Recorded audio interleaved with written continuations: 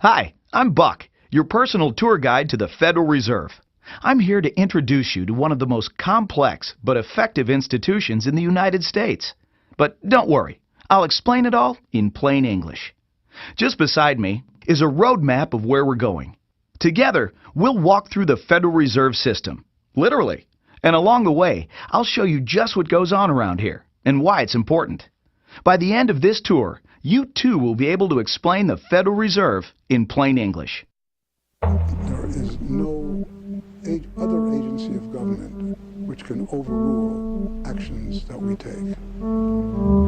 There is no other agency of government which can overrule actions that we take.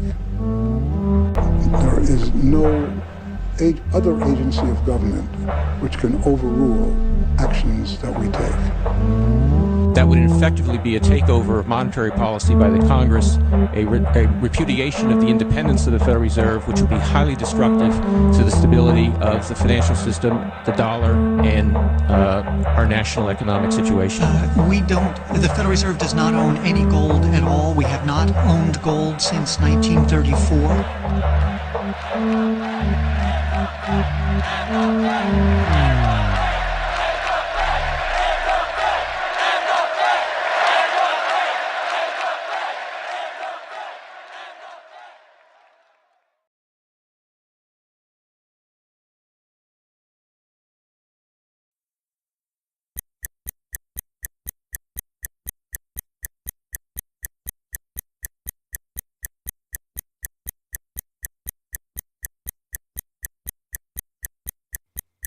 All our lives, we've been told that economics is boring.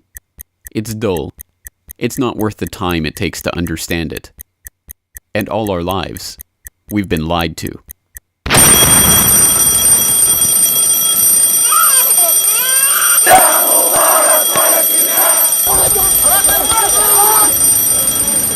War, poverty, revolution. They all hinge on economics, and economics all rests on one key concept. Money. Money. It is the economic water in which we live our lives. We even call it currency.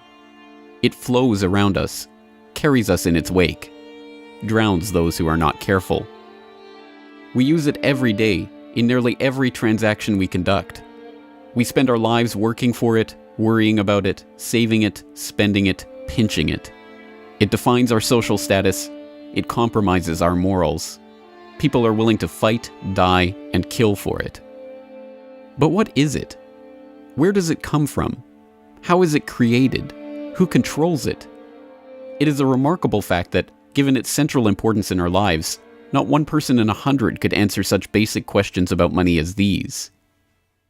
So if you were planning a family, you'd want to know where babies come from. Yeah. And this is a lot about banking.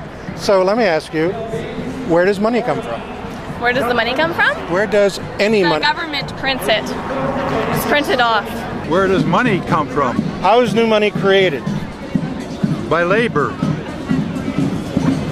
People work and produce wealth, and the money is supposed to match that wealth. Where does money come from? Well, I have a pretty different outlook on money. It actually comes from like trees, right? But why is this? How could we be so ignorant about a topic of such importance?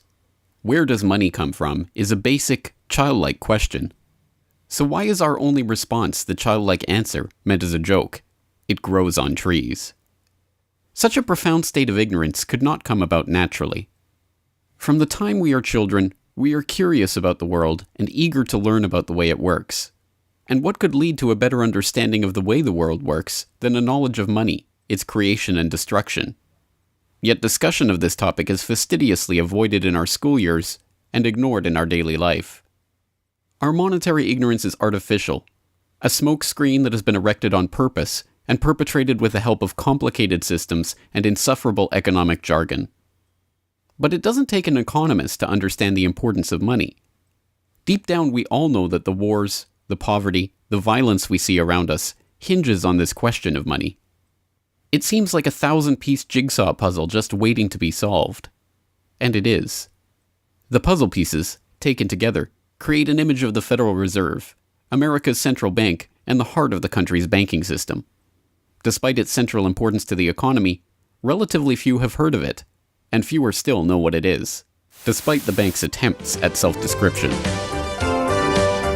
Our economy runs on a complex system of exchange of goods and services, in which money plays a key part. Coin, currencies, savings, and checking accounts, the overall supply of money is managed by the Federal Reserve. Money is the medium through which economic exchanges take place, and money as a standard of value helps us to set prices for goods and services. The job of managing money, monetary policy, is to preserve the purchasing power of the dollar while ensuring that a sufficient amount of money is available to promote economic growth. The Federal Reserve also promotes the safety and soundness of the institutions where we do our banking. It ensures that the mechanisms by which we make payments, whether by cash, check, or electronic means, operate smoothly and efficiently. And in its fiscal role, acts as the banker for the United States government. Now, these duties comprise the major responsibilities of our central bank. But in order to really understand the Federal Reserve, we must first understand its origins and context. We must deconstruct the puzzle. The first piece of that puzzle lies here, in the White House. This is where the Federal Reserve Act, then known as the Currency Bill, was signed into law after passing the House and Senate in late December 1913. The New York Times of Christmas Eve 1913 described the festive scene. The Christmas spirit pervaded the gathering. While the ceremony was a little less impressive than that of the signing of the Tariff Act on October 3rd last in the same room, the spectators were much more enthusiastic and seized every occasion to applaud. There in the White House that fateful December evening, President Wilson signed away the last veneer of control over the American money supply to a cartel, a well-organized gang of crooks so successful, so cunning, so well hidden that even now, a century later, few know of its existence, let alone the details of its operations. But those details have been openly admitted for decades. Of course, just as we have been taught to find economics boring, we have been taught that this story is boring. This is the way the Federal Reserve itself tells it. The United States was facing severe financial problems. At the turn of the century, most banks were issuing their own currency, called banknotes. The trouble was, currency that was good in one state was sometimes worthless in another. People began to lose confidence in their money, since it was only as sound as the bank that issued it. Fearful that their bank might go out of business, they rushed to exchange their banknotes for gold or silver. By attempting to do so, they created the Panic of 1907. During the panic, people streamed to the banks and demanded their deposits. The banks could not meet the demand. They simply did not have enough gold and silver coin available. Many banks went under. People lost millions of dollars. Businesses suffered, unemployment rose, and the stability of our economic system was again threatened. Well, this couldn't go on. If the country was going to grow and prosper, some means would have to be found to achieve financial and economic stability. To prevent financial panics like the one in 1907, President Woodrow Wilson signed the Federal Reserve Act into law in 1913. But this is history as told by the victors, a revisionist vision in which the creation of a central bank to control the nation's money supply is merely a boring historical footnote, about as important as the invention of the zipper or an early 20th century hula hoop craze. The truth is that the story of the secret banking conclave that gave birth to that Federal Reserve Act is as exciting and dramatic as any Hollywood screenplay or detective novel yarn, and all the more remarkable for the fact that it is all true. We pick up the story, appropriately enough, under cover of darkness. It was the night of November 22nd, 1910, and a group of the richest and most powerful men in America were boarding a private rail car at an unassuming railroad station in Hoboken, New Jersey. The car, waiting with shades drawn to keep onlookers from seeing inside, belonged to Senator Nelson Aldrich, the father-in-law of billionaire heir to the Rockefeller dynasty, John D. Rockefeller Jr. A central figure on the influential Senate Finance Committee where he oversaw the nation's monetary policy, Aldrich was referred to in the press as the general manager of the nation. Joining him that evening was his private secretary Shelton, and a who's who of the nation's banking and financial elite. A. Pyatt Andrew, the Assistant Treasury Secretary, Frank Vanderlip, President of the National City Bank of New York, Henry P. Davison, a senior partner of J.P. Morgan Company, Benjamin Strong Jr., an associate of J.P. Morgan and president of Bankers Trust Co., and Paul Warburg, heir of the Warburg banking family and son-in-law of Solomon Loeb of the famed New York investment firm Kuhn Loeb and Company. The men had been told to arrive one by one after sunset to attract as little attention as possible. Indeed, secrecy was so important to their mission that the group did not use anything but their first names throughout the journey so as to keep their true identities secret even from their own servants and waitstaff. The movements of any one of them would have been reason enough to attract the attention of New York's voracious press, especially in an era where banking and monetary reform was seen as a key issue for the future of the nation. A meeting of all of them, now that would surely have been the story of the century. And it was. Their destination? The secluded Jekyll Island off the coast of Georgia, home to the prestigious Jekyll Island Club whose members included the Morgans, Rockefellers, Warburgs, and Rothschilds. Their purpose? Davison told intrepid local reporters who had caught wind of the meeting that they were going duck hunting. But in reality, they were going to draft a reform of the nation's banking industry in complete secrecy. G. Edward Griffin, the author of the best-selling The Creature from Jekyll Island and a longtime Federal Reserve researcher, explains. What happened is that the banks decided that since there was going to be legislation anyway to control their industry, that they wouldn't just sit back and wait and see what happened and cross their fingers that it would be okay. They decided that to do what so many cartels do today, they decided to take the lead. And they would be the ones calling for regulations and reform. They like the word reform. And the American people are suckers for the word reform. You just put that into any corrupt piece of legislation, call it reform, and people say, oh, I'm all for reform. And so they vote for it or accept it. So that's what they were doing. They decided we will reform our own industry. In other words, we will create a cartel, and we will give the cartel the power of government. We'll take our cartel agreement so that we can self-regulate to our advantage, and we'll call it the Federal Reserve Act. And then we'll take this cartel agreement to Washington and convince those idiots there to pass it into law. And that basically was the strategy. It was a brilliant strategy.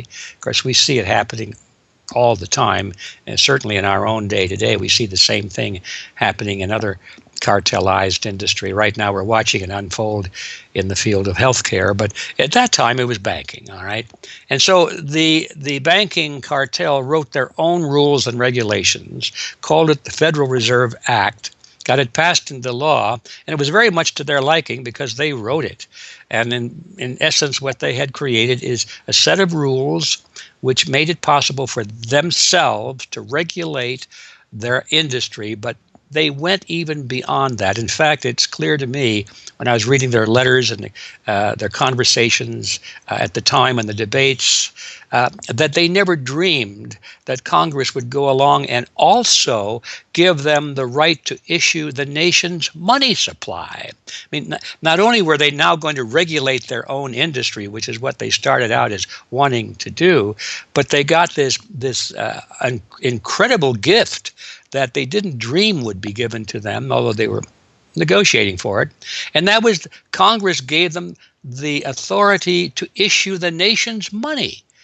And Congress gave away the sovereign right to issue the nation's money to the private banks. And so all of this was in the Federal Reserve Act, and the American people were joyous because they were told and they were convinced that this was finally a means of controlling this big creature from Jekyll Island. Amazingly enough, they were successful, not just in conspiring to write the legislation that would eventually become the Federal Reserve Act, but in keeping that conspiracy a secret from the public for decades.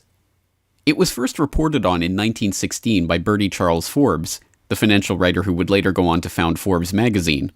But it was never fully admitted until a quarter century later, when Frank Vanderlip wrote a casual admission of the meeting in the February 9th, 1935 edition of the Saturday Evening Post. I was as secretive, indeed as furtive, as any conspirator. I do not feel it is any exaggeration to speak of our secret expedition to Jekyll Island as the occasion of the actual conception of what eventually became the Federal Reserve System.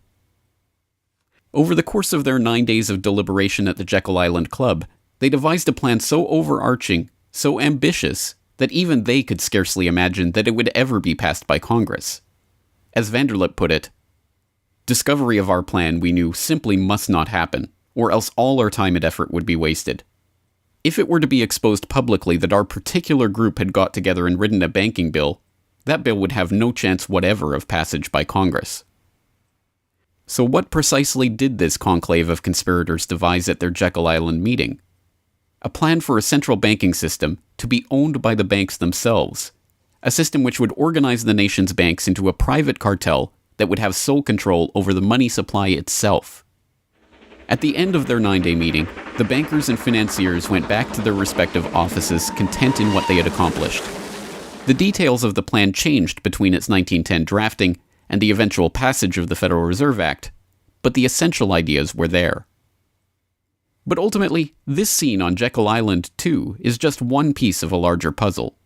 And like any other puzzle piece, it has to be seen in its wider context for the bigger picture to become visible. To understand the other pieces of the puzzle and their importance in the creation of the Federal Reserve, we have to travel backward in time. The story begins in late 17th century Europe. The 9 Years' War is raging across the continent as Louis XIV of France finds himself pitted against much of the rest of the continent over his territorial and dynastic claims. King William III of England, devastated by a stunning naval defeat, commits his court to rebuilding the English navy. There's only one problem: money. The government's coffers have been exhausted by the waging of the war, and William's credit is drying up. A Scottish banker, William Patterson, has a banker's solution. A proposal to form a company to lend £1 million to the government at 6% plus $5,000 management fee, with the right of note issue. By 1694, the idea has been slightly revised, a £1.2 million loan at 8% plus $4,000 for management expenses, but it goes ahead. The magnanimously titled Bank of England is created. The name is a carefully constructed lie, designed to make the bank appear to be a government entity. But it is not. It is a private bank owned by private shareholders for their private profit, with a charter from the king that allows them to print the public's money out of thin air and lend it to the crown. What happens here at the birth of the Bank of England in 1694 is the creation of a template that will be repeated in country after country around the world.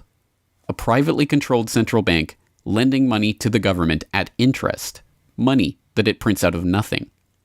And the jewel in the crown for the international bankers that creates this system is the future economic powerhouse of the world, the United States. In many important respects, the history of the United States is the history of the struggle of the American people against the banksters that wish to control their money. By the 1780s, with colonies still fighting for independence from the crown, the bankers will get their wish. In 1781, the United States is in financial turmoil. The Continental, the paper currency issued by the Continental Congress to pay for the war, has collapsed from overissue and British counterfeiting. Desperate to find a way to finance the end stages of the war, Congress turns to Robert Morris, a wealthy shipping merchant who was investigated for war profiteering just 2 years earlier. Now, as Superintendent of Finance of the United States from 1781 to 1784, he is regarded as the most powerful man in America, next to General Washington. In his capacity as Superintendent of Finance, Morris argues for the creation of a privately owned central bank deliberately modeled on the Bank of England that the colonies were supposedly fighting against. Congress, backed into a corner by war obligations and forced to do business with the bankers just like King William in the 1690s, acquiesces and charters the Bank of North America as the nation's first central bank. And exactly as the Bank of England came into existence loaning the British Crown £1.2 million, the BNA started business by loaning $1.2 million to Congress. By the end of the war, Morris has fallen out of political favor and the Bank of North America's currency has failed to win over a skeptical public. the BNA is downgraded from a national central bank to a private commercial bank chartered by the state of Pennsylvania. But the bankers have not given up yet. Before the ink is even dry on the Constitution, a group led by Alexander Hamilton is already working on the next privately owned central bank for the newly formed United States of America. So brazen is Hamilton in the forwarding of this agenda that he makes no attempt to hide his aims or those of the banking interests he serves. A national debt, if it is not excessive, will be to us a national blessing, he wrote in a letter to James Duane in 1781. It will be a powerful cement of our union. It will also create a necessity for keeping up taxation to a degree which, without being oppressive, will be a spur to industry. Opposition to Hamilton and his debt-based system for establishing the finances of the U.S. is fierce.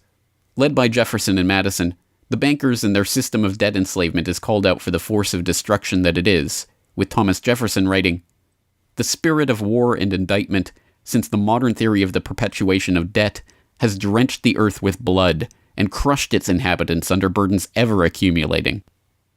Still, Hamilton proves victorious. The first Bank of the United States is chartered in 1791 and follows the pattern of the Bank of England and the Bank of North America almost exactly. A privately owned central bank with the authority to loan money that it creates out of nothing to the government.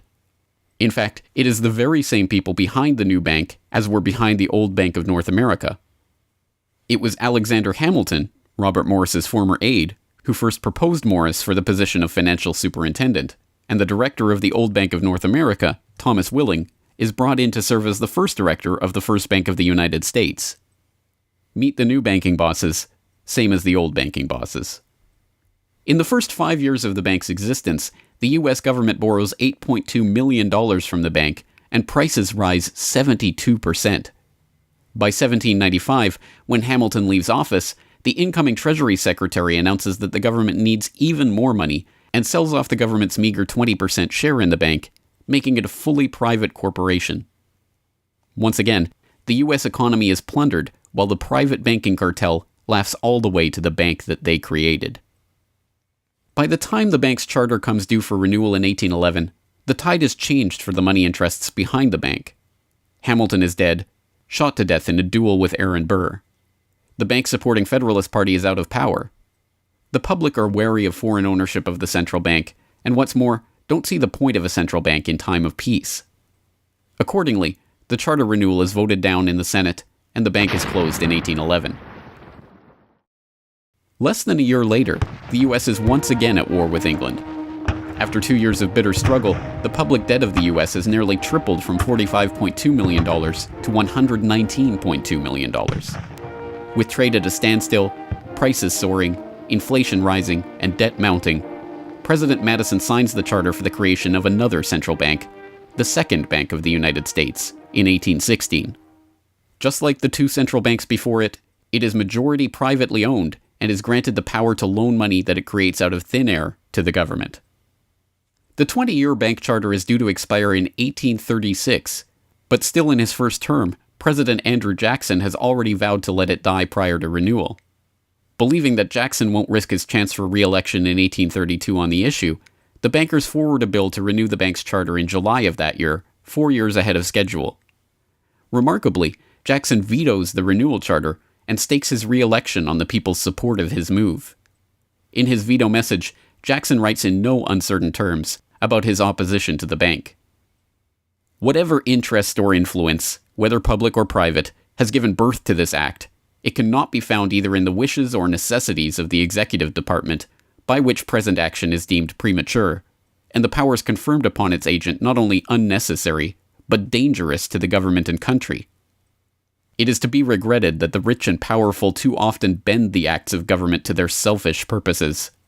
If we cannot at once, in justice to interests vested under improvident legislation, make our government what it ought to be, we can at least take a stand against all new grants of monopolies and exclusive privileges, against any prostitution of our government to the advancement of the few at the expense of the many, and in favor of compromise and gradual reform in our code of laws and system of political economy. The people side with Jackson, and he's re-elected on the back of his slogan, "Jackson and no bank." The president makes good on his pledge. In 1833, he announces that the government will stop using the bank and will pay off its debt. The bankers retaliate in 1834 by staging a financial crisis and attempting to pin the blame on Jackson, but it's no use. On January 8, 1835, President Jackson succeeds in paying off the debt, and for the first and only time in its history, the United States is free from the debt chain of the bankers. In 1836, the Second Bank of the United States charter expires, and the bank loses its status as America's central bank. It is 77 years before the bankers can regain the jewel in their crown, but it is not for lack of trying. Immediately upon the death of the bank, the banking oligarchs in England react by contracting trade, removing capital from the US, demanding payment in hard currency for all exports, and tightening credit.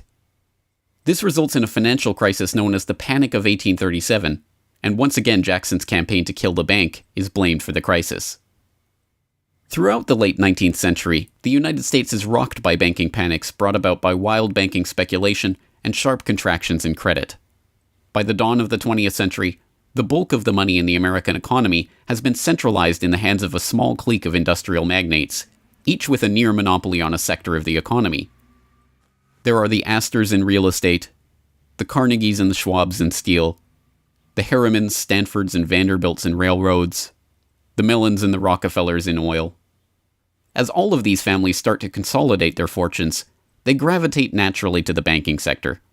And in this capacity, they form a network of financial interests and institutions that centered largely around one man, banking scion and increasingly America's informal central banker in the absence of a central bank, John Pierpont Morgan. John Pierpont Morgan, or Pierpont as he prefers to be called, is born in Hartford, Connecticut in 1837 to Junius Spencer Morgan, a successful banker and financier. Morgan rides his father's coattails into the banking business, and by 1871 is partnered in his own firm, the firm that was eventually to become J.P. Morgan and Company. It is Morgan who finances Cornelius Vanderbilt's New York Central Railroad. It is Morgan that finances the launch of nearly every major corporation of the period, from AT&T to General Electric to General Motors to DuPont. It is Morgan who buys out Carnegie and creates the United States Steel Corporation, America's first billion-dollar company. It is Morgan who brokers a deal with President Grover Cleveland to save the nation's gold reserves by selling $62 million worth of gold to the Treasury in return for government bonds. And it is Morgan who, in 1907, sets in motion the crisis that leads to the creation of the Federal Reserve. That year, Morgan begins spreading rumors about the precarious finances of the Knickerbocker Trust Company, a Morgan competitor and one of the largest financial institutions in the United States at the time. The resulting crisis, dubbed the Panic of 1907, shakes the U.S. financial system to its core. Morgan puts himself forward as a hero, boldly offering to help underwrite some of the faltering banks and brokerage houses to keep them from going under. After a bout of hand-wringing over the nation's finances, a congressional committee is assembled to investigate the Money Trust, the bankers and financiers who brought the nation so close to financial ruin and that wield such power over the nation's finances. The public follows the issue closely, and in the end a handful of bankers are identified as key players in the Money Trust's operations, including Paul Warburg, Benjamin Strong Jr., and J.P. Morgan. Andrew Gavin Marshall, editor of the People's Book Project, explains. At the beginning of the 20th century, there was an investigation following the greatest of these financial panics, which was in 1907. And this investigation was on what was called the Money Trust, which found that three banking interests, J.P. Morgan, National City Bank, and the Citibank of New York, I believe it was, basically controlled the entire financial system. So three banks. And the public hatred towards these institutions was unprecedented. There was an overwhelming consensus in the country for establishing a central bank. But there were many different interests in pushing this, and everyone had sort of their own specific purpose behind advocating for a central bank. So to represent the most people, you had farmer interests, populists, progressives, who were advocating a central bank because they couldn't take the recurring panics, but they wanted government control of a central bank. They wanted it to be exclusively under the public control because they despised and feared the New York banks as wielding too much influence. So for them, a central bank would be a way to curb the power of these private financial interests. On the other hand, those same financial interests were advocating for a central bank to serve as a source of stability for their control of the system, also to act as a lender of last resort to them, and so that they would never have to face collapse, but also in order to exert more control through a central bank. The private New York banking community wanted a central bank under the exclusive control of them. There's a shocker. So you had all these various different interests which converged. Of course, the most influential happened to be the New York financial houses, which were more aligned with European financial houses than they were with any other element in American society. The main individual behind the founding of the Federal Reserve was Paul Warburg, who was a partner with Kuhn, Loeb and Company, European banking house. His brothers were prominent bankers in Germany at that time, and he had, of course, close connections with every major financial and really big industrial firm in the United States, and most of those existing in Europe. And he was discussing all these ideas with his fellow compatriots in advocating for a central bank. In 1910, Warburg got the support of a senator named Senator Aldrich, whose family later married into the Rockefeller family. Again, I'm sure just a coincidence, but Aldrich invited Warburg and a number of other bankers to a private secret meeting on Jekyll Island, just off the coast of Georgia, where they met in 1910 to discuss the construction of a central bank in the United States, but one which, of course, would be owned and serve the interests of the private bankers. Aldrich then, in 1911, presented this as the Aldrich Plan or the Aldrich Bill in the U.S. Congress, and it was actually voted out. The public, suspicious of Senator Aldrich's banking connections, ultimately reject the Jekyll Island Cabal's Aldrich Plan. The Cabal does not give up, however. They simply revise and rename their plan, giving it a new public face, that of Senator Robert Owen and Representative Carter Glass. In the end, the money trust that was behind the Panic of 1907 uses the public's own outrage against them to complete their consolidation of control over the banking system. The newly retitled Federal Reserve Act is signed into law on December 23, 1913, and the Fed begins operations the next year.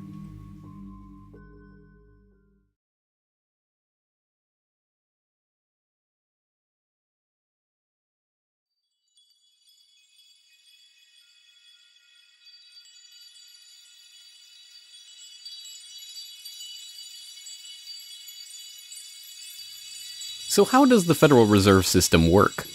What does it do? Who owns and controls it? These are the basic questions that would get to the heart of the fundamental question, what is money? And that is why the answer to these questions have been shrouded in impenetrable economic jargon. Even the Federal Reserve's own educational propaganda, which has an unusual tendency towards cutesy animation and talking down to its audience, has a difficult time summarizing the Fed's mission and responsibilities. According to the Fed, to achieve these goals, the Fed, then and now, combines centralized national authority through the Board of Governors, remember that on the map, with a healthy dose of regional independence through the reserve banks. A third entity, the Federal Open Market Committee, brings together the expertise of the first two in setting the nation's monetary policy. Precisely what imaginary gaggle of schoolchildren is this economic gibberish aimed at? The simple truth, hidden behind the sleight of hand of economic jargon and magisterial titles, is that a banking cartel has monopolized the most important item in our entire economy: money itself. We are taught to think of money as the pieces of paper printed in government printing presses or coins minted by government mints. While this is partially true, in this day and age, the actual notes and coins circulating in the economy represent only a tiny fraction of the money in existence. Over 90% of the money supply is in fact created by private banks as loans that are payable back to the banks at interest. Although this simple fact is obscured by the wizards of Wall Street and gods of money who want to make the money creation process into some special art of alchemy carefully overseen by the government, the truth is not hidden from the public. In December 1977, the Federal Reserve Bank of New York published another of its dumbed-down cartoon-ridden information pamphlets for the general public, attempting to explain the functions of the Federal Reserve System. There in black and white, they carefully explain the money creation process. Commercial banks create checkbook money whenever they grant a loan, simply by adding new deposit dollars to accounts on their books in exchange for a borrower's IOU. Banks create money by monetizing the private debts of businesses and individuals.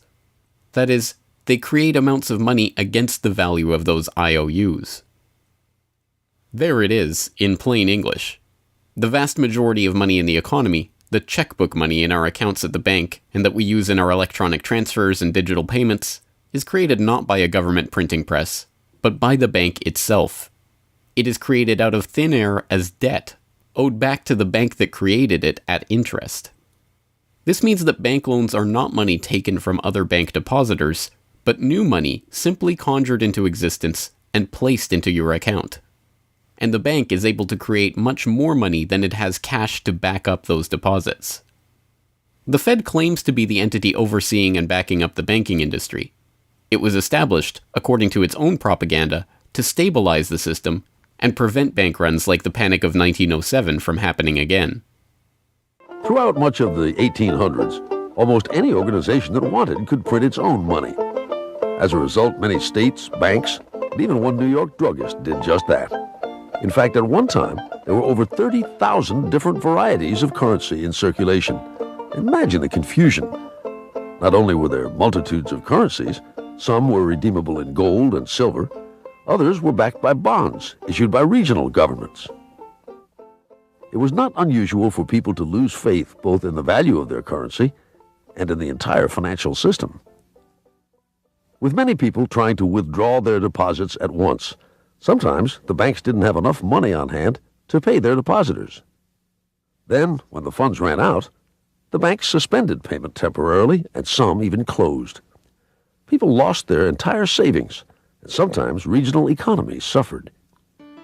Obviously, something had to be done, and in 1913, something was.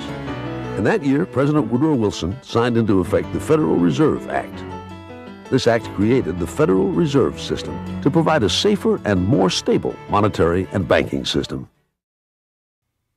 If that was indeed its aim, it signally failed to do so in running up one of the greatest bubbles in American history to that point in the 1920s, just a decade after its creation. The popping of that bubble, of course, led directly into the Great Depression and one of the greatest periods of mass poverty in American history. Economists have long argued that the Fed itself was the cause of the Depression by its complete mismanagement of the money supply. As former Federal Reserve Chairman Ben Bernanke admitted in a speech commemorating Fed critic Milton Friedman's 90th birthday, regarding the Great Depression, "You're right, we did it. We're very sorry. But thanks to you, we won't do it again."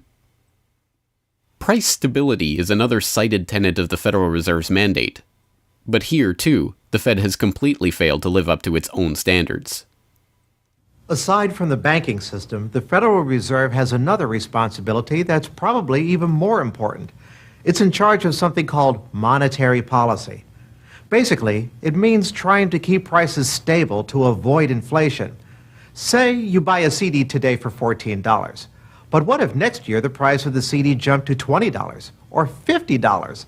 Not because of a change in supply or demand, but because all prices were going up. That's inflation. There are a lot of different causes of inflation, but one of the most important is too much money. The Fed can adjust the money supply by injecting money into the system electronically or by withdrawing money from the economy. Think of it. The Federal Reserve has the ability to create money and make it disappear. What's most important is what happens as a result. Anytime the supply of money is altered, the effects are felt throughout the economy. The Fed's methods have changed over time to take advantage of the latest computers and electronics, but its mission remains the same: to aim for stable prices, full employment, and a growing economy. 100 years ago, in 1913, the Fed was created, and we've marked it with a vertical line there. Consumer prices now are about 30 times higher than they were when the Fed was created in 1913. Paper money, too, is the responsibility of the Federal Reserve. Hence, the dollars in circulation are not Treasury notes, not bills of credit, but Federal Reserve notes, debt-based notes backed up, ultimately, by the government's own promise to pay. It's sovereign bonds backed up by the taxpayers themselves. At one time, the Federal Reserve banks were legally required to keep large stockpiles of gold in reserve to back up these notes. But that requirement was abandoned, and today the notes are backed up mostly by government securities.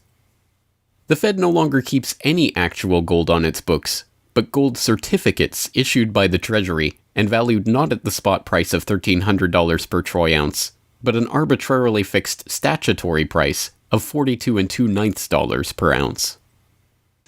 But I do have one question. During the crisis, or any time that you're aware of, has the Federal Reserve or Treasury participated in any gold swaps arrangements? We don't. The Federal Reserve does not own any gold at all. We have not owned gold since 1934. So we have not engaged in any gold swaps. But it appears on your balance sheet that you hold gold. What appears on our balance sheet is gold certificates. When we turned before 1934, the Federal Reserve did own gold. We turned that over by law to the Treasury and received in return for that gold certificate. If the Treasury entered into, because under the Exchange Stabilization Fund, I would assume they probably have the legal authority to do it, they wouldn't be able to do it then because you have the securities for essentially all the gold? No, we have no interest in the gold that is owned by the Treasury. We have simply an accounting document that is called gold certificates that represents the value at a statutory rate and still that we gave to the Treasury in 1930. And still measured at $42 an ounce, which makes no sense whatsoever. Clearly, there is a discrepancy between what we are led to believe is motivating the Fed and what it actually does. To understand what the Fed is actually intended to do, it's first important to understand that the Federal Reserve is not a bank per se, but a system. This system codifies, institutionalizes, oversees, and undergirds a form of banking called fractional reserve banking, in which banks are allowed to lend out more money than they actually have in their vaults. The whole process starts, the process of decay and corruption starts with something called fractional reserve banking. That's the technical name for it. And what that really means is that as the banking institution developed over several centuries, starting, of course, in Europe, it developed the practice of legalizing a certain dishonest accounting procedure. In other words, in the very, very beginning, if you want to go all the way back, people would bring their gold or silver to the banks for safekeeping. And they say, give us a paper receipt. And we don't want to guard our silver and our gold because, people could come in the middle of the night and they could kill us or tie us up and threaten us, and they'll get our gold and silver, so we can't really guard it. We'll take it to the bank and have them guard it, and we just want a paper receipt so that we can take the receipt back and get our gold anytime we want. And so in the beginning, money was receipt money. They could then, instead of changing or exchanging the gold coins, they could exchange the receipts, and people would accept the receipts just as well as the gold, knowing they could get the gold. And so these paper receipts being circulated were, in essence, the very first examples of paper money.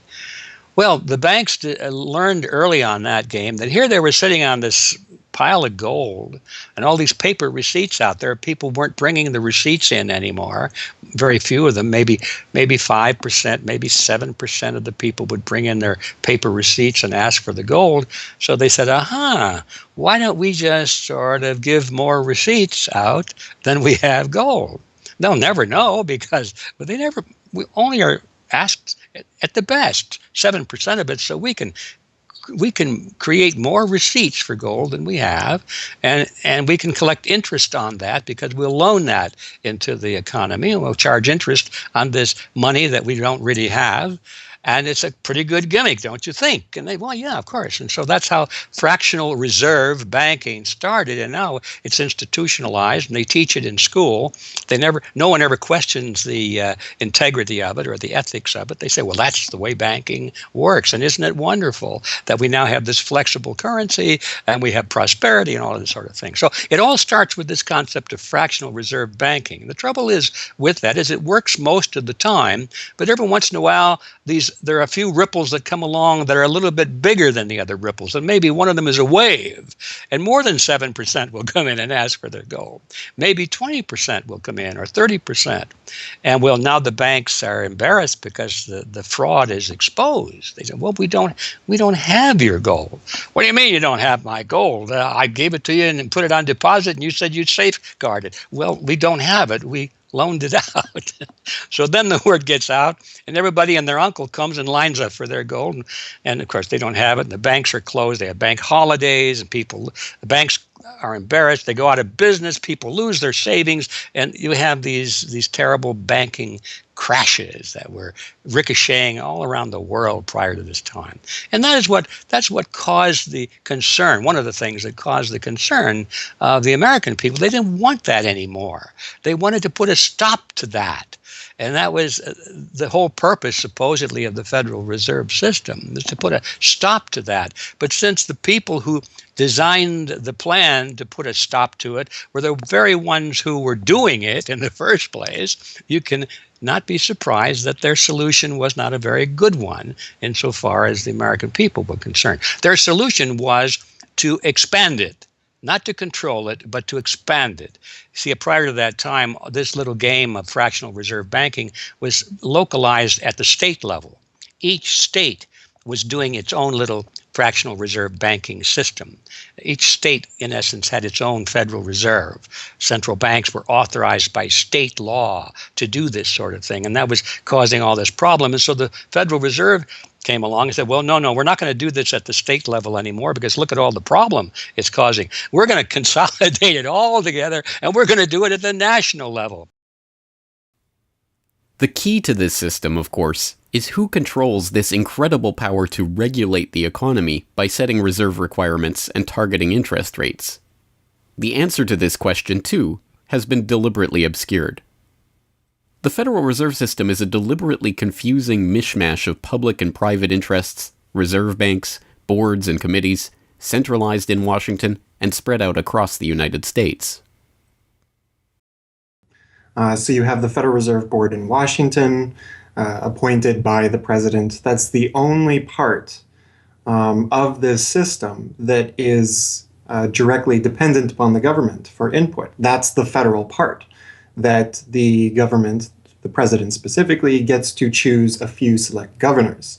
The 12 regional banks, the most influential of which is the Federal Reserve Bank of New York, essentially based in Wall Street to represent Wall Street, is representative of the major Wall Street banks who own shares in the private, not federal, but private Federal Reserve Bank of New York. All the other regional banks are also private banks. They vary according to how much influence they wield, but the Kansas City Fed is influential, the St. Louis Fed, the Dallas Fed. But the New York Fed is really the center of this system.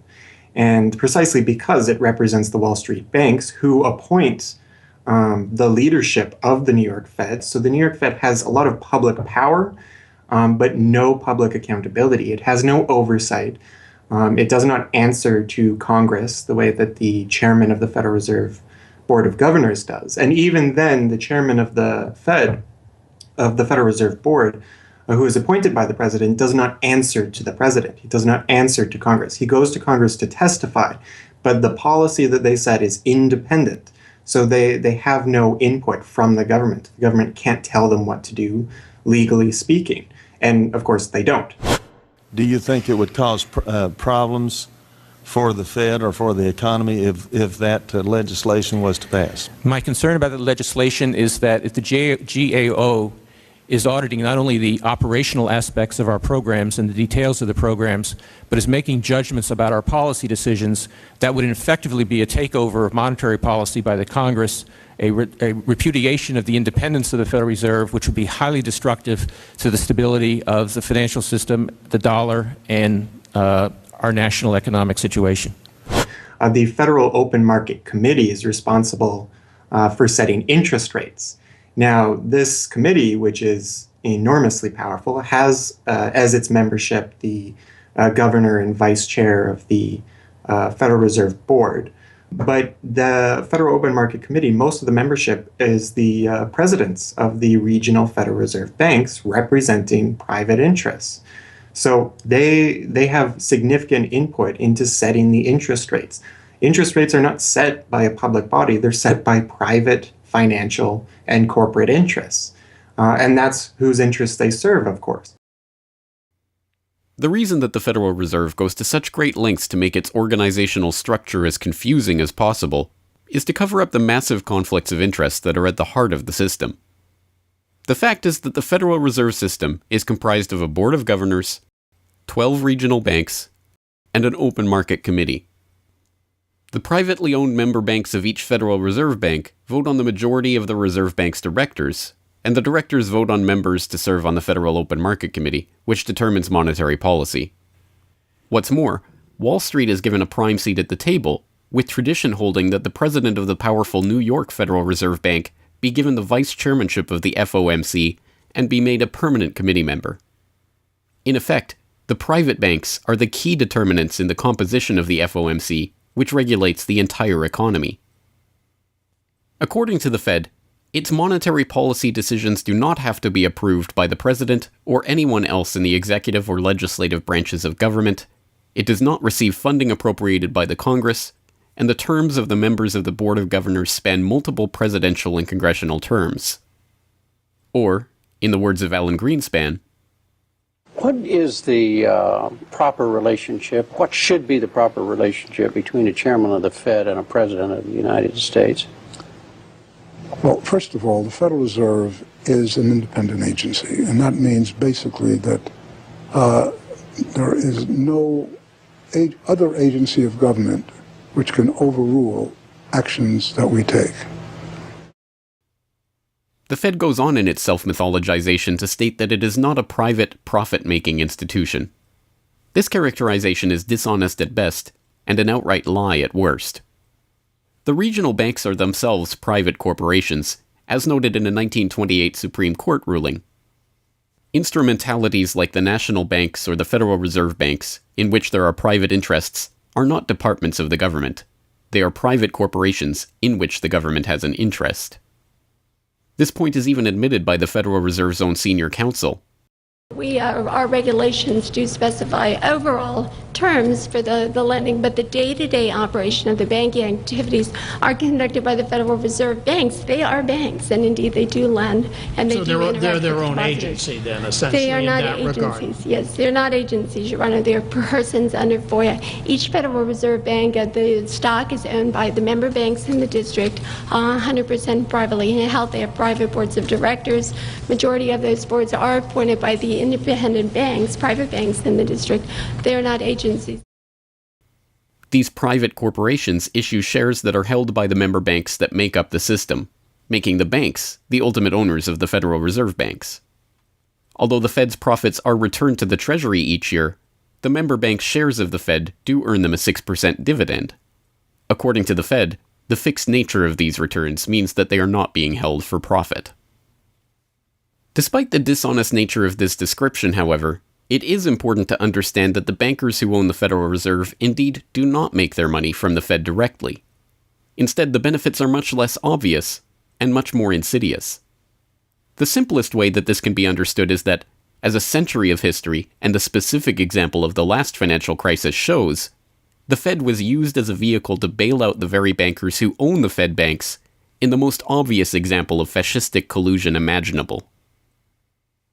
A handful of financial institutions have enriched themselves as a result of institutional speculation on a large scale, as well as manipulation of the market, And secondly, what they have done is that they have then gone to their governments and said, well, we are now in a very difficult situation and you need to give us money so that we can retain the stability of the financial system.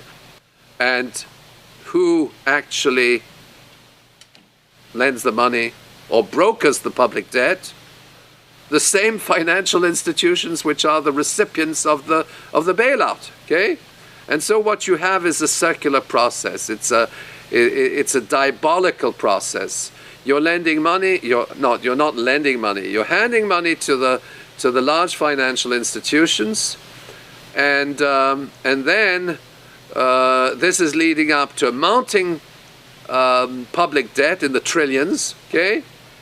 And then you say to the financial institutions, we need to establish a new set of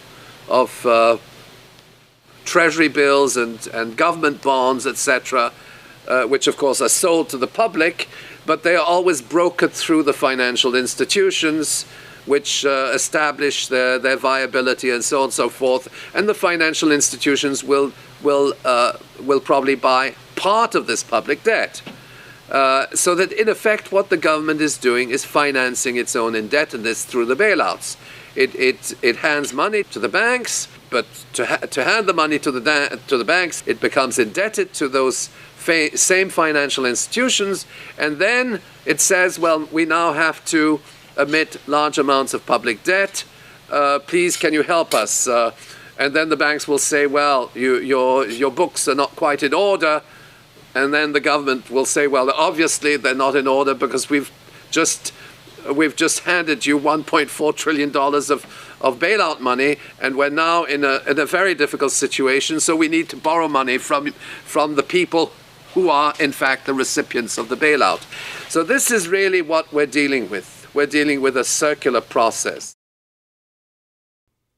The 2008 crisis and subsequent bailouts are merely the latest and most brazen examples of the fundamental conflicts of interest at the heart of America's privately owned central banking system.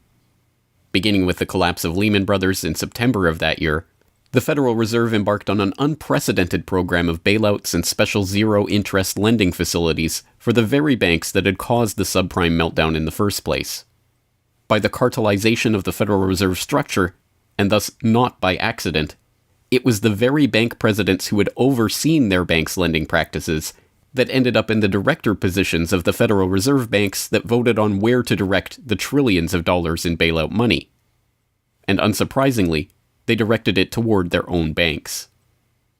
A stunning 2011 Government Accountability Office report examined $16 trillion of bailout facilities extended by the Fed in the wake of the crisis and exposed numerous examples of blatant conflicts of interest. Jeffrey Immelt, chief executive of General Electric, served as a director on the board of the Federal Reserve Bank of New York. At the same time, the Fed provided $16 billion in financing to General Electric.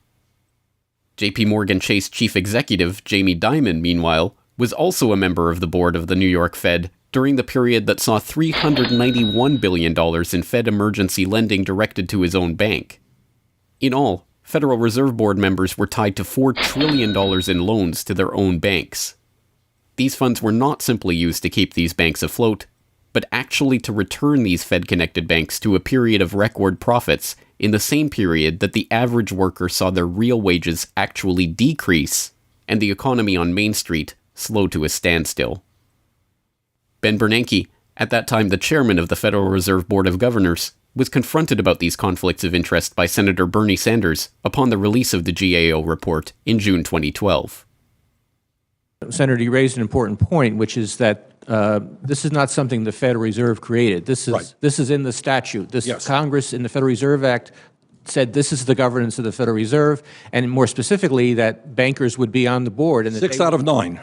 Sorry? 6 out of 9 in the regional banks are come from the banking industry. That's correct, and that is in the law. And right. I'll answer your question, though. The answer to your question is that Congress set this up. We have tried. I think we've made it into something useful and valuable. We do get information from it. But if Congress wants to change it, of course, we will work with you to find alternatives. Bernanke is completely right. These conflicts are, in fact, a part of the institution itself, a structural feature of the Federal Reserve that was baked into the Federal Reserve Act itself over 100 years ago by the bankers who conspired to cartelize the nation's money supply. You could not ask for a more succinct reason why the Federal Reserve itself, this admitted cartel of banking interests, needs to be abolished. But you could get one.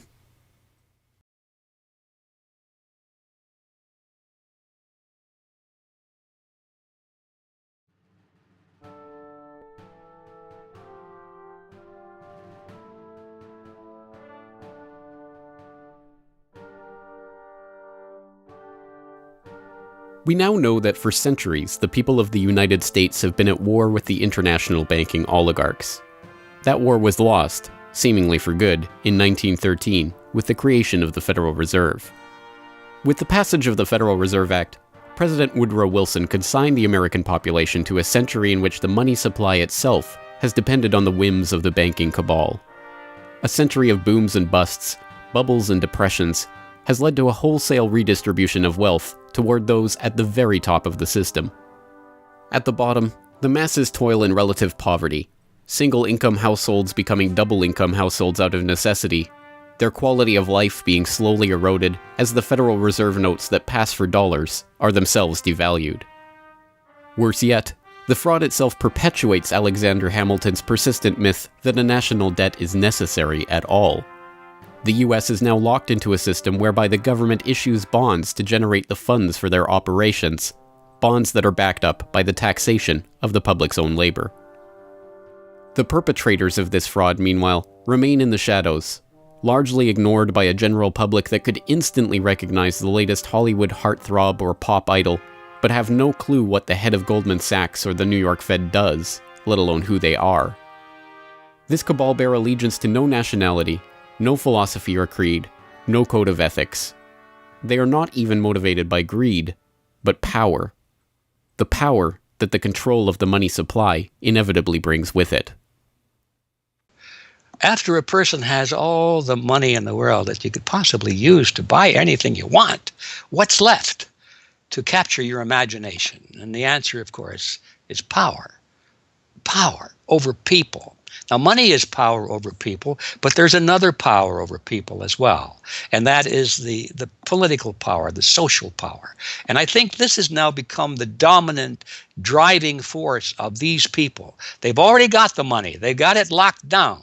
Now they're striving for this new world order, as their name for it. They want all of the world into one political unit, which they dominate, not only with money, but with military and psychological means and education and media and propaganda. They want total control over every human on the planet. And by golly, they're moving pretty rapidly in that direction. It did not take long for this lust for power to rear its head. In 1921, just 7 years after the Fed began operations, the same J.P. Morgan-connected banking elite that founded the Federal Reserve incorporated an organization called the Council on Foreign Relations with the goal of taking over the foreign policy apparatus of the United States, including the State Department. In this quest, it was remarkably successful. Although there are only about 4,000 members in the organization today, its membership has included 21 Secretaries of Defense, 18 Treasury Secretaries, 18 Secretaries of State, 16 CIA directors, and many other high-ranking government officials, military officers, business elite, and, of course, bankers. The first director of the CFR was John W. Davis, J.P. Morgan's personal lawyer and a millionaire in his own right. Together with its sister organizations in Britain and elsewhere around the world, these groups would work together toward what they called a New World Order of total financial and political control directed by the bankers themselves.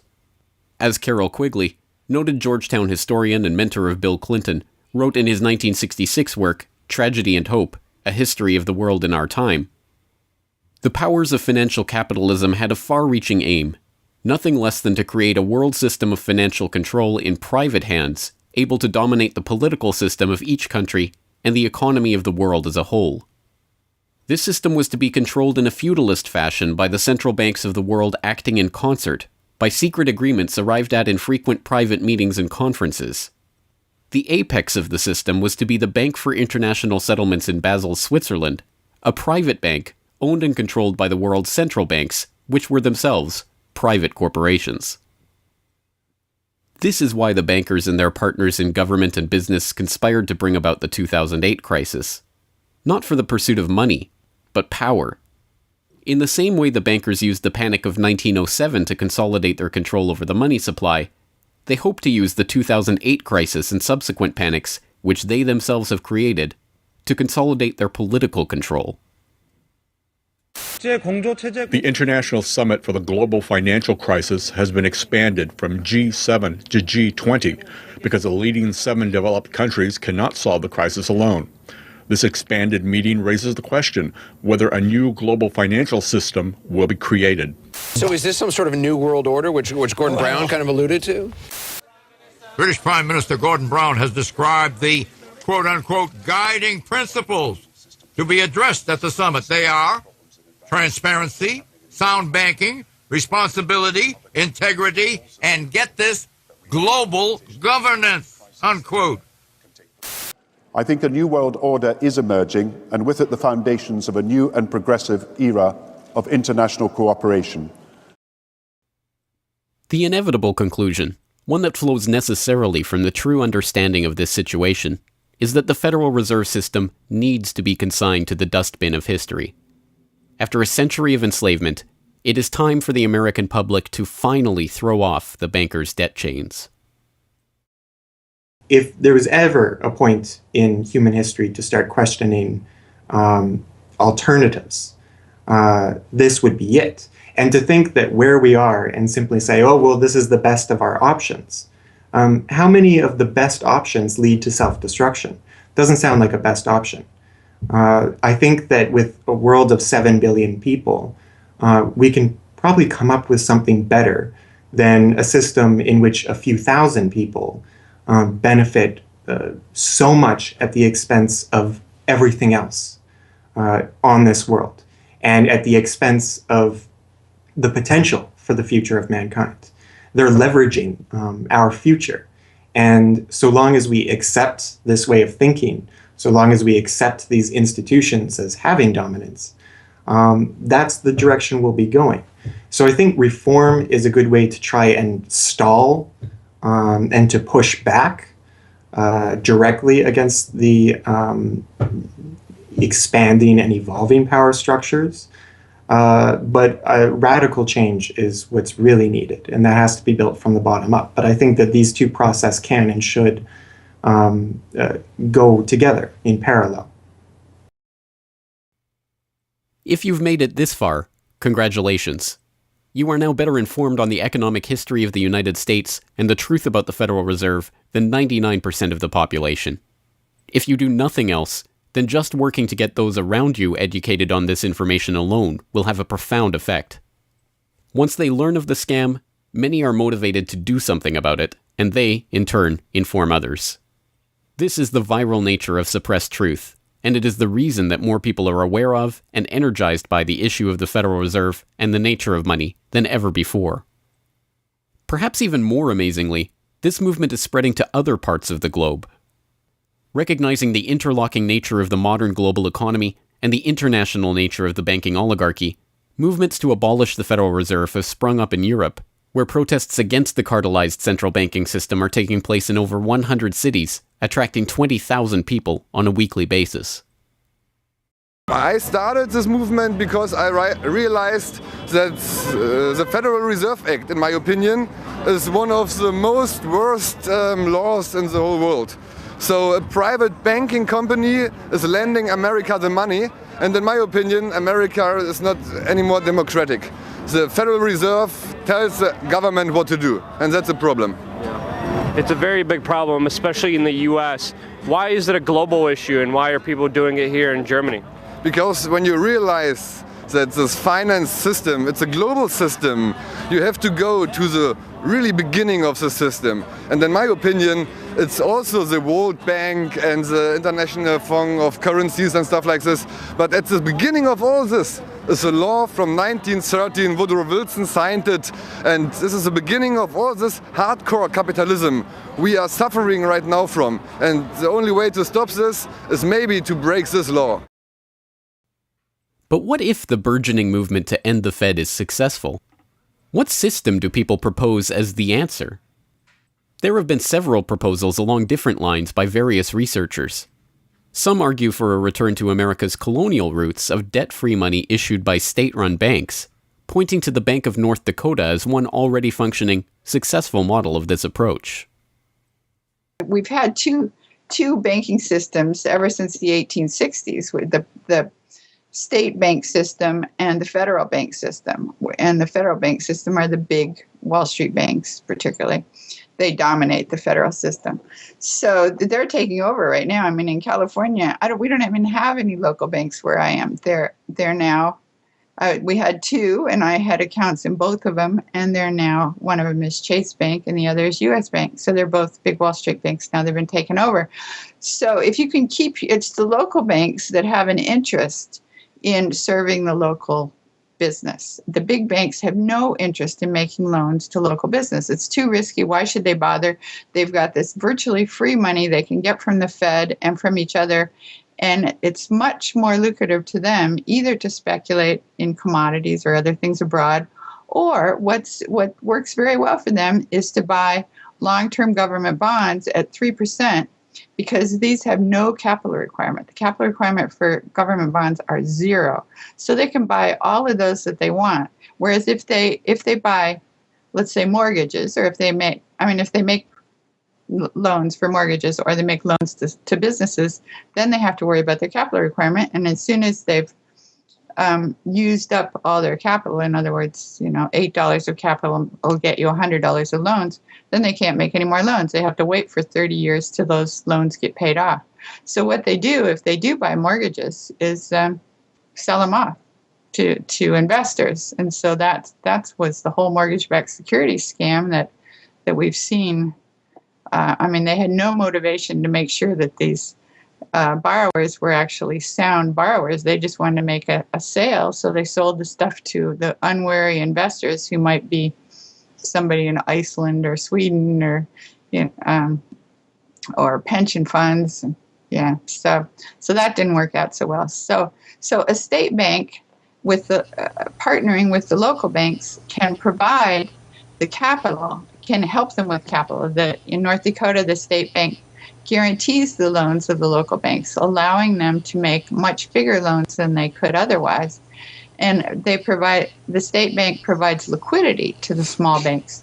That's why the small banks, the local banks, aren't making loans to small business right now, because they don't know that they can get money from the other banks as needed.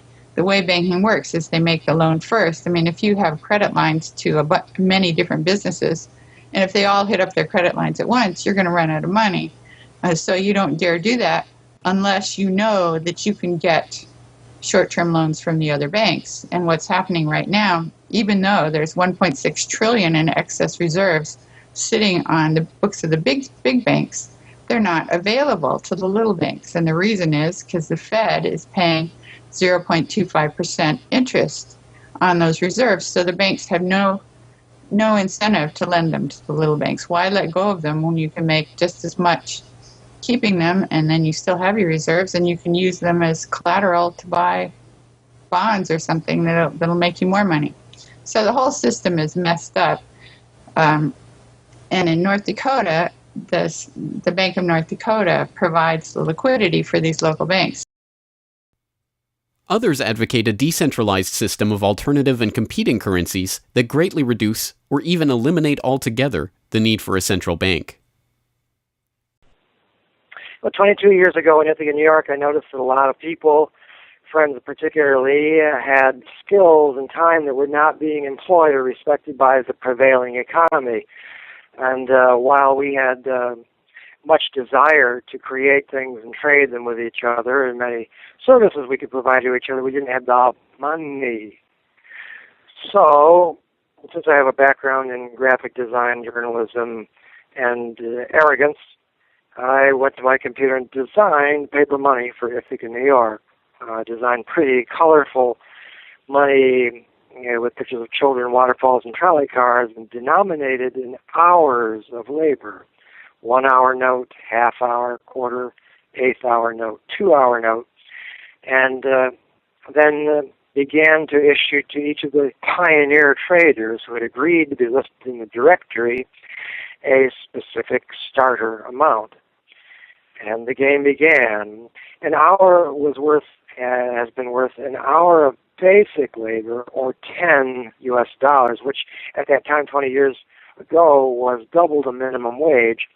People who usually expect more than $10 per hour of their service can charge multiple hours per hour, but the denomination puts between us as residents of our community that reminder that we are fellow citizens, not merely winners or losers scrambling for dollars.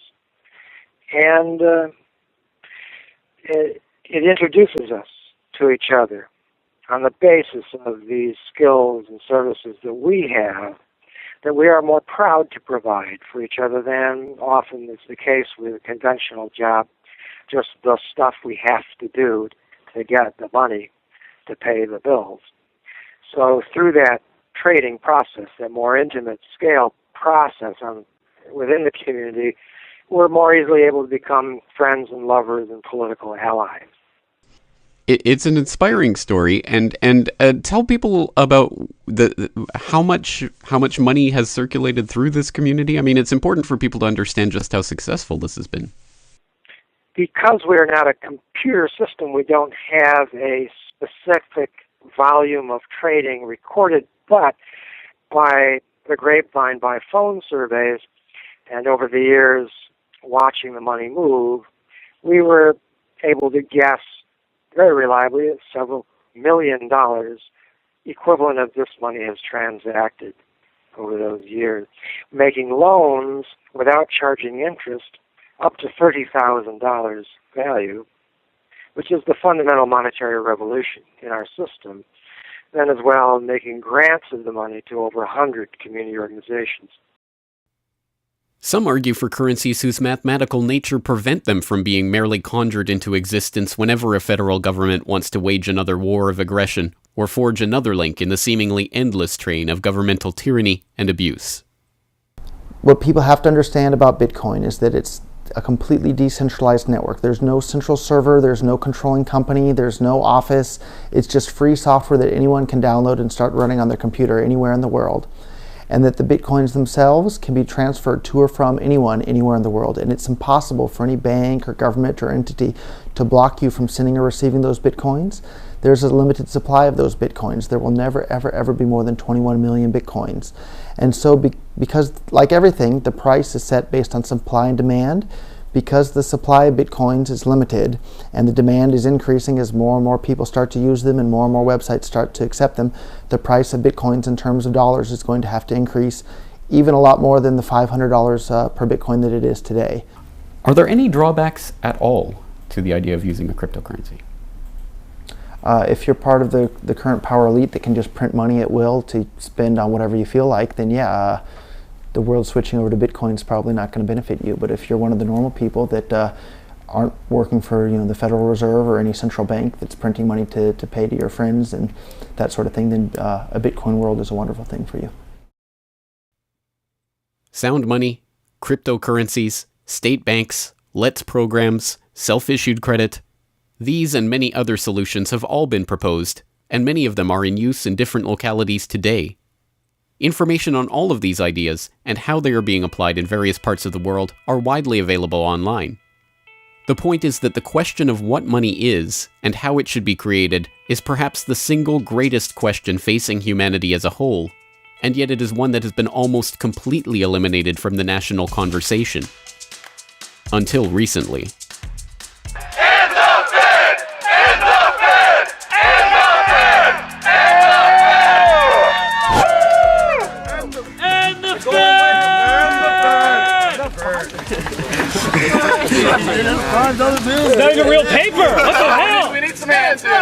And the Fed! And the Fed! And the Fed!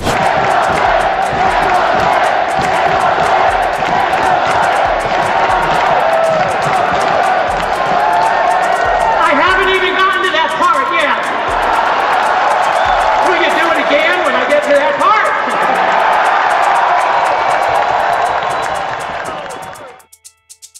And so the rest of the story is now in our hands.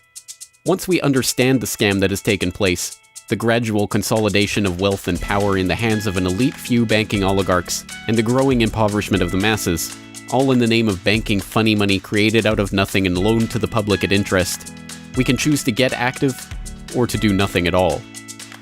For those who choose to get active, there are some steps that you can take to help change the course of the system. First, follow the links and resources from the transcript of this documentary at corbettreport.com/Federal Reserve to familiarize yourself with the history, the connections, and the functions of the Federal Reserve System. If you can't explain this material to yourself, then you will never be able to teach it to others. Secondly, begin reaching out to others to bring them up to speed on the issue. It can be as simple as broaching this conversation in the Monday morning water cooler talk, or passing out a copy of this documentary, or sending out links to this information to your email list. Insert this topic into your conversations. When people start talking about the national debt, or the state of the economy, or other political talking points, get them to question the roots of these issues, and why there is a national debt at all. Thirdly, when you are able to find or create a group of like-minded people in your area who are engaged with the issue, start a study group on the issue and its solutions. The study group can help source alternative or complementary currencies in the local area, or, if none exist already, the group can form the basis for a community of local businesses and customers who are willing to start experimenting with ways to wean themselves off of the Federal Reserve notes. Fourthly, use the resources at corbettreport.com, including the Federal Reserve information flyer, or hold DVD screenings to attract interest in your group and draw others into studying the true nature of the monetary system. The work of building up an alternative to the current system can seem daunting, even at times overwhelming. But it is important to keep in mind that the Federal Reserve System that seems so monolithic today has only been around for 1 century. Central banks have been defeated in America before, and they can be defeated again. The question of how we decide to change this system is not rhetorical. It will either be answered by an informed, engaged, active population working together to create viable alternatives and to dismantle the current system, or it will be answered by the same banking oligarchy that has been controlling the money supply, and indeed the lifeblood of the country, for generations. Now, 1 century after the creation of the Federal Reserve System, we have a choice to make. Whether the next century, like the one before it, will be a century of enslavement, or, transformed by the actions and choices that we make in the light of this knowledge, a century of empowerment.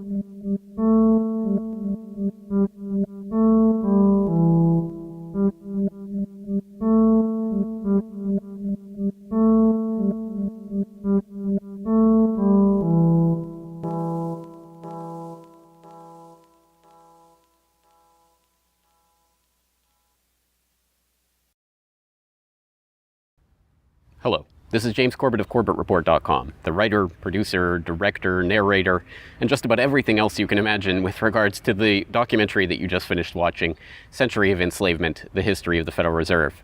As I mentioned towards the end of that documentary, if you've made it this far, then you are now better informed about the Federal Reserve, its origins, what it is, how it functions, and why it must be opposed than 99% of the general public. And if you've made it this far, then you are obviously one of the very few who is very eager and motivated to join the rising tide of free humanity that is seeking to throw off the debt chains of the banksters in the United States and around the world. And if you are so motivated, then I have some treats for you. I have some resources that I'd like to direct you to. As I mentioned again towards the end of that documentary, there are some resources up at corbettreport.com that I hope will help you in your quest to better inform yourself and better inform others about the Federal Reserve System. Because once again, if you can't explain this to yourself, then how could you ever hope to explain it to anyone else? So I think the first quest that we must all engage in is to improve our own understanding of the Federal Reserve System and how it functions, and then to spread that information to others. And on that note, once again, if you go to corbettreport.com, you'll be able to find, first and foremost, this documentary itself is, of course, 100% freely available online, which you would know because you're watching this right now. So, of course, there will be links to the YouTube version of this documentary or the downloadable MP4 version on my website. There's also audio MP3 files available for download. All of those, again, freely open to the public, and I do encourage you to send them out to others if you do find it to be a valuable resource yourself. And once you're there at corbettreport.com, you'll find not only the documentary itself, but also a transcript of the documentary, complete with hyperlinks to all of the source documents, videos, articles, all of the information that was used to compile this documentary. So I hope that will be a valuable resource, again, for people who are looking to put this information together in a way that makes sense in their own head, and so that they can see where all of this information is coming from, much of it sourcing from the Federal Reserve itself. So I hope that the hyperlinked transcript will be valuable to people out there who are seeking to broaden their understanding of these topics. And you will also find there a news information pamphlet that I have put together with the help of Mike Krentz of MikeKrentz.com, a graphic designer who's helped me out a lot behind the scenes on the website. As you can tell from the graphics on this documentary, I'm not a graphic designer myself by trade or by training. So I certainly do appreciate Mike's help in putting this information pamphlet together. And this is just a few points that have been addressed in this video, informational points about the Federal Reserve, what it is, and some interesting little teasers to get people interested in this information. You can download and print this off from corbettreport.com and use it however you like, handing it out to people on the street, using it as a discussion point if you hold a DVD screening, if you want to just post it up in public areas, only where allowed by law, of course. Once again, this is freely available for download and for you to print out and to use to help spread information about the Federal Reserve System. And it's available both in color and black and white and should print nicely onto standard 8.5 by 11 letter size paper. So that will all be up there at the website, along with, of course, an actual DVD version of this documentary. Once again, if you do find this information useful, then I hope you will try to spread it to others. There are a lot of people who prefer the online link, but there will be some people who you cannot reach online. For those people, and for yourself, if you so desire, here is a physical hard copy that you can order from corbettreport.com for 2,000 Japanese yen. That's about 20 Federal Reserve notes. Because unfortunately, we are trapped in this debt-based bankster-led system. So we do all require these pieces of paper in order to put a roof over our head and food on the table, myself included. So your support is obviously greatly appreciated. And for that 2,000 Japanese yen, about 20 Federal Reserve notes, you'll receive this documentary. Disc 1 containing the documentary itself. Disc 2, the full 1-hour interview with G. Edward Griffin. So I think, again, a valuable resource for people who are looking for more information about the Federal Reserve. So that's available at corbettreport.com, along with all of this that we've talked about here, the information pamphlet, the hyperlink transcript, all of the various formats this is available in. Once again, I've tried to make this as straightforward as possible and also as detailed as possible so that you can start to further your own exploration and understanding of this system that we're facing. Once again, of course, any way that you choose to get this information out to others is greatly appreciated, but if you do want to send the Corbett Report links around, the best one to use is corbettreport.com/Federal Reserve. That will have the documentary in the YouTube format, it will have the downloadable MP3 and MP4 formats, it will have the transcript, it will have the downloadable information pamphlet, And it will also have a link to buy the DVD. So all of that will be there at corbettreport.com/Federal Reserve. Please send people there if you're going to send people anywhere.